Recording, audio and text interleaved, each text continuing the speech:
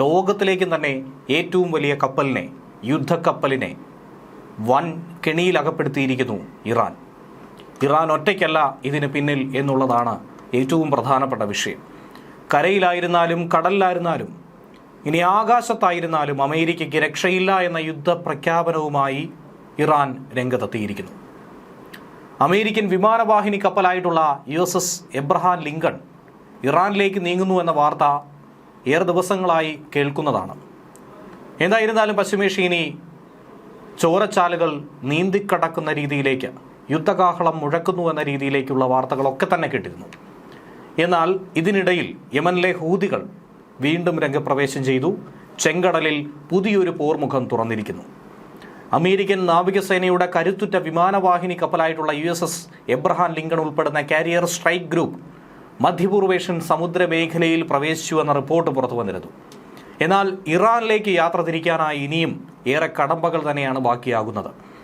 Abraham Lincoln അതിൻ്റെ ട്രാൻസ്പോണ്ടറുകൾ of ചെയ്താണ് നിലവിൽ സഞ്ചരിക്കുന്നത്. കാരണം ഈ കപ്പലിനെ ടാർഗറ്റ് ചെയ്തുകൊണ്ട് ഇതിനോടകം തന്നെ പ്രോക്സി ഗ്രൂപ്പുകൾ സജീവമായിരിക്കുന്നു. ഹൂതികൾ ഇതിനോടകം തന്നെ ഈ കപ്പലിനെ കടലിൽ മുക്കാൻ വേണ്ടി പദ്ധതികൾ ആസൂത്രണം ചെയ്തിരിക്കുന്നു. ഈ വിമാനവാഹിനി കപ്പൽ മാത്രമല്ല ലക്ഷ്യം, അതിനൊപ്പം സഞ്ചരിക്കുന്ന കപ്പൽ വ്യൂഹത്തെപ്പോലും ഹൂതികൾ ആക്രമിക്കുമെന്ന മുന്നറിയിപ്പ് നൽകി കഴിഞ്ഞിരിക്കുന്നു. ഇത് മറ്റാരും പറയുന്നതല്ല, അമേരിക്കൻ രഹസ്യാന്വേഷണ ഏജൻസികൾ തന്നെ പ്രതിരോധ ആസ്ഥാനമായ പെൻറ്റഗണിന് നൽകിയിരിക്കുന്ന മുന്നറിയിപ്പാണ്. അതിനുവേണ്ടി സജ്ജമായിരിക്കുക, ഏത് നിമിഷവും ആ ഒരു ആക്രമണം പ്രതീക്ഷിക്കാമെന്ന് തന്നെയാണ് പറഞ്ഞിരിക്കുന്നത്. ഹൂതികൾ എന്തായിരുന്നാലും അതിനുവേണ്ടിയുള്ള തക്കം പാത്ത് കാത്തിരിക്കുന്നു. ഇസ്രയേൽ അനുകൂല കപ്പലുകൾക്ക് നേരെ നിരന്തരം ആക്രമണം നടത്തി പരിചയമുള്ള, ഏത് വിധേനയും കടലിനെ പരിചയമുള്ളതും ആക്രമണങ്ങൾ നടത്താൻ പറ്റുന്ന രീതിയിലേക്ക് മാറ്റുകയും ചെയ്തിട്ടുള്ള ഹൂതികൾ കടലിൽ തന്നെ ഏറ്റവും അപകടകാരികളാണ്. ഇറാനാണ് ഇവർക്ക് ആവശ്യമായിട്ടുള്ള സകലമാന ആയുധങ്ങളും മറ്റും നൽകി പോരുന്നത്. ഇതിപ്പോൾ ഇറാന് നേർക്കുള്ള ആക്രമണമാകുമ്പോൾ ഹൂതികൾ അവരുടെ പൂർണ്ണ ശക്തിയും എടുത്ത് അമേരിക്കയ്ക്ക് നേരെ തിരിയുമെന്ന കാര്യത്തിൽ സംശയമില്ല. പലവട്ടം ഹൂതികളുടെ കേന്ദ്രങ്ങൾക്ക് നേരെ അമേരിക്കയും ഇസ്രയേലും ആക്രമണങ്ങൾ നടത്തിയതിൻ്റെ ഒക്കെ തന്നെ സനയിലടക്കം നടത്തിയ ആക്രമണങ്ങളുടെ പ്രതികാരം തന്നെയാണ് അവർ നടത്താനായി പോകുന്നത്. അവരുടെ ശക്തി ഒന്നും തന്നെ ക്ഷയിച്ചിട്ടില്ല എന്നുള്ളത് കാട്ടാൻ പറ്റിയ ഏറ്റവും നല്ല അവസരമായി അവരത് നോക്കിക്കാണുമെന്നാണ് മുന്നറിയിപ്പ്. ഇത് തന്നെയാണ് അമേരിക്കയുടെ ചങ്കെടുപ്പ് വർദ്ധിപ്പിക്കുന്നത്. കാരണം അമേരിക്കൻ നാവികസേനയുടെ അഭിമാനവും ഏറ്റവും ശക്തവുമായിട്ടുള്ള നിമിറ്റ്സ് ക്ലാസ് സൂപ്പർ കാരിയറാണ് USS എബ്രഹാം ലിങ്കൺ. അതായത് കടലിലൂടെ ഒഴുകി നടക്കുന്ന വൻ സൈനിക പട.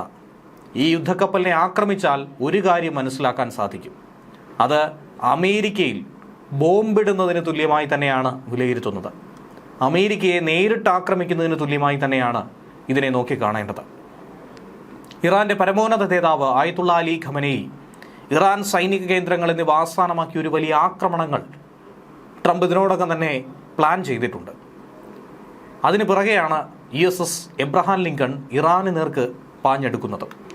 ഇൻഡോ പസഫിക് മേഖലയിൽ വിന്യസിച്ചിരുന്ന കപ്പൽ പടയെ വളരെ പെട്ടെന്ന് അടിയന്തരമായി തന്നെ മധ്യപൂർവേഷ്യയിലേക്ക് തിരിച്ചുവിട്ടത് ആ മേഖലയിൽ ഇനി സംഭവിക്കാനിരിക്കുന്ന വലിയ സൈനിക നീക്കങ്ങളുടെ സന്നാഹങ്ങളുടെ സൂചനയാണോ എന്ന് ലോകരാജ്യങ്ങൾ ഈ നിമിഷം ഉറ്റുനോക്കുന്നുണ്ട്.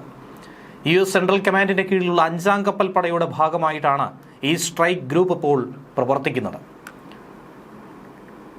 എബ്രഹാം ലിങ്കൺ എന്ന് പറയുമ്പോൾ ആണവ ഇന്ധനത്തിൽ പ്രവർത്തിക്കുന്ന നിമിറ്റ്സ് ക്ലാസ് എയർക്രാഫ്റ്റ് കാരിയർ കൂടിയാണ്. വിപുലമായ വ്യോമാക്രമണ ശേഷിയുള്ള കാരിയർ എയർ വിങ് 9 ഇതിലേത് സമയവും സജ്ജമാണ്. ഇത് കൂടാതെയുള്ള 2 കപ്പലുകൾ, അതായത് ഡിസ്ട്രോയറുകൾ, 3 Arleigh Burke class guided missile ഡിസ്ട്രോയറുകൾ, ആ 3 USS Frank E Petersen junior, USS Spruance, USS Michael Murphy എന്നിവയാണ് ഈ കപ്പലിന് അകമ്പടി സേവിക്കുന്നത്. ഇവയ്ക്ക് ശത്രു വിമാനങ്ങളെയും മിസൈലുകളെയും തകർക്കാനുള്ള ശേഷിയുണ്ട്. അങ്ങനെ ആകെ മൊത്തം 4 കപ്പലുകൾ, വിമാനവാഹിനി കപ്പൽ, 3 ഡിസ്ട്രോയറുകൾ. ഇൻഡോ പസഫിക് മേഖലയിൽ പെട്രോളിംഗ് നടത്തിയിരുന്ന കപ്പലുകളെയാണ് അങ്ങനെ അടിയന്തരമായി മധ്യപൂർവേഷ്യയിലേക്ക് തിരിച്ചുവിട്ടിരിക്കുന്നത്. 2024 മുതൽ കണക്ക് കൂട്ടിയാൽ ഇതിപ്പോൾ 3ാം തവണയാണ് പസഫിക്കിൽ നിന്നും ഒരു സ്ട്രൈക്ക് ഗ്രൂപ്പിനെ മധ്യപൂർവേഷ്യയിലേക്ക് മാറ്റുന്നത്. ജനുവരി 19 മലാക്ക കടലിടുക്ക് കടന്ന കപ്പൽ വ്യൂഹം ഇപ്പോൾ ഇന്ത്യൻ മഹാസമുദ്രം വഴി മധ്യപൂർവേഷ്യൻ തീരത്തേക്ക് എത്തിയിരിക്കുന്നു.